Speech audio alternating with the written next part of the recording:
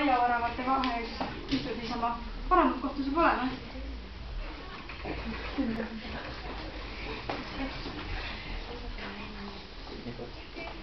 No Neero, lähme nüüd. Villu, kas sina oled saamas pole?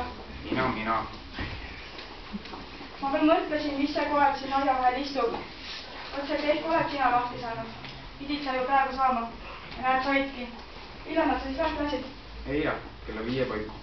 Veel eile õhtul rääkisime Misaga sinust. Ja mis ta ütles? Mis tal ikka öelda oli? Mõtles, et ehk võtad sa nüüd ometi aru kohe. Mis mul tema? Aru on mul ammu peas. Aga vahest sellest vist ei piisa.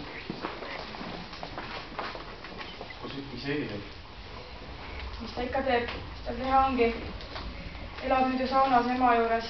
Õmbleb, keeb ja keedab ja ketrab. Teeb kõik, et endale ja lapsele peavarju ja toitu saaks. Aetigi teine siis kõigepealt minema. Ei kahjus päris aetud, aga eks ta nii läks. Vanal Reinul polnud midagi, aga Tomadil tegi kõik, et tast lahti saada. Kõige selle sinu joomise ja püssi laskmise pärast. Aga eks tal ema juures ikka parem on ka. Teine küll nutab hirmsasti ja on õnnetu, et miks just tema tütar seda teed pidi minema.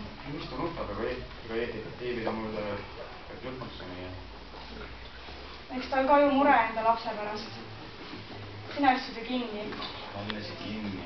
Tead no, on kõht tube tühi ja viimatsen süüa alles eile lõunal. Arvas aeg, muidugi sul on kõht tühi igasugu pulmati tulnud. Aga enne võiks mulle anna ka ikkagi puhast pesu ja seepi. Lähen pesen linnapoolu järve ja maha. Kas vesi veel külm ei ole?